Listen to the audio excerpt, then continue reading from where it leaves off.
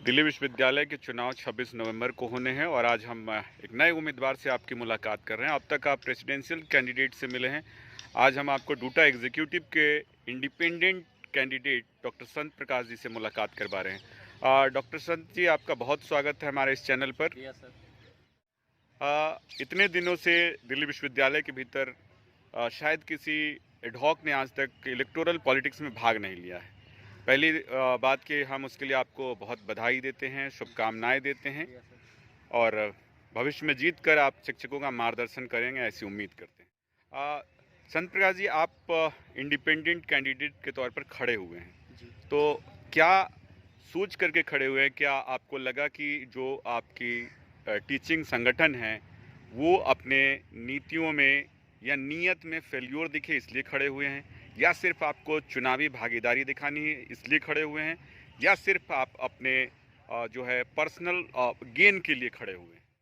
Sir, आपको मैं 2-3 चीज़ें बताना चाहूँगा कि ड्यूटा एक लोकतांत्रिक संगठन है और देश का सबसे बड़ा शिक्षकों का लोकतांत्रिक संगठन है।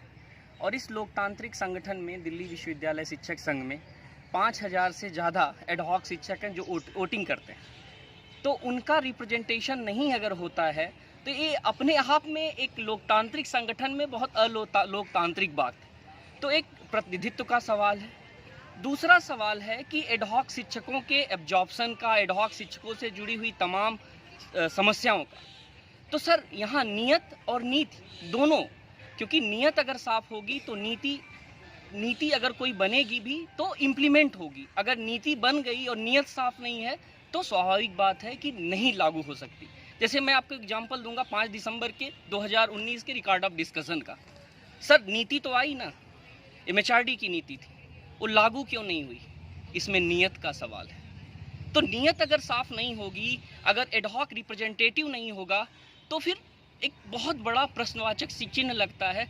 और शायद उस नियत को मैं कोशिश करूंगा कि उस नियत को साफ करवाने की कोशिश करूंगा। अगर ड्यूटा के अंदर होता हूं तो ड्यूटा के बाहर भी लड़ाई लड़ी जाएगी, जैसे आपके धरने पे लड़ी गई, जैसे आपके दौलत राम कॉलेज में लड़ी गई, विवेकानंद कॉलेज में लड़ी गई, जहाँ पे कि हम एडहॉक शिक्षकों को सड़क पे सोना पड़ा, जिसमें हम सब पे एफआईआर हुई। तो आप समझ सकते हैं सर कि एक बहुत व्यापक आयाम है। आपको लगता है कि खाली एक मुद्दा लेकर के आप इस चुनाव में विजयी हो सकते हैं? सर देखिए, पहले निश्चित कर आपको क्लियर करना चाहूँगा कि मैं ड्यूटा एग्जीक्यूटिव पद पे खड़ा हूँ। ड्यूटा एग्जीक्यूटिव में 15 सदस्य होते हैं। आप एसी और ईसी का डीयू एसी और ईसी का एग्जाम्पल लें तो उसमें हर क्षेत्रों से लोग होते हैं। मैं तो ये कहता हूँ कि ड्यूटा ईसी में भी हर क्षेत्रों से एडहॉक का रिप्रेजेंटेशन पहले हो जाना चाहिए था, और भी जैसे एससी एसटी ओबीसी और हर तरीके का रिजर्वेशन भी होना चाहिए था, जो कि नहीं है। तो मैं सर ये कह रहा हूँ कि अगर 15 सीट में एक एडहॉक सीट होगी सर, तो इसमें क्या दिक्कत है? तो मेरी समझ से मैं तो एग्जीक्यूटिव के लिए खड़ा हूँ, ऐसा तो नहीं मैं प्रेसिडेंट के लिए खड़ा हूँ कि मेरे ऊपर कोई क्वेश्चन करे। मैं तो 15 सीटों में से एक एडहॉक के लिए हम चाहते हैं कि एक एडहॉक साथी अगर अंदर रहेगा तो क्या बुराई है उसमें। इसके पहले शायद आप लोगों ने, या जो भी 5000 लोग हैं उनमें से किसी ने डूटा के ऊपर, या जो प्रेसिडेंशियल कैंडिडेट जीतते हैं और डूटा फॉर्मेशन होता है तब को ऑप्शन का एक ऑप्शन है वहाँ पर, उसके लिए दबाव नहीं बनाया, सीधे आप इलेक्टोरल पॉलिटिक्स में आ गए हैं, तो क्या पहले आपको उसके लिए नहीं प्रयास करना चाहिए था? सर, चुनाव लड़ना मुझे लगता है कि कोई गलत कार्य नहीं है। एक लोकतांत्रिक संस्था में चुनाव लड़ना मुझे लगता है एक लोकतांत्रिक व्यवस्था को सुदृढ़ करता है। और किसी संगठन की आधी आबादी अगर चुनाव में नहीं है तो अलोकतांत्रिक कार्य है। तो मुझे लगता है हम तो इसको लोकतांत्रिक बना रहे हैं, लोकतांत्रिक कहाँ है? और इसमें तो ड्यूटा के संगठनों को पहले ही सोच लेना चाहिए था कि आधी आबादी को रिप्रेजेंटेशन देना, अगर उन्हें नहीं दे रहे थे तो स्वाभाविक बात है और बनना चाहिए था। इसके पहले लोगों ने, मैं सुना हूँ कि बनाया है, कोऑप्ट करने की बात हुई है, नहीं सुनी गई, और बहुत बातें नहीं सुनी गई। तो सच तो ये है। 5 दिसंबर के अलावा कौन से मुद्दे हैं जो आपको लगता है जिन पर डूटा को अभी काम करना चाहिए था जो नहीं कर पाए? सर, 5 दिसंबर तो एक सेफ्टी गार्ड है।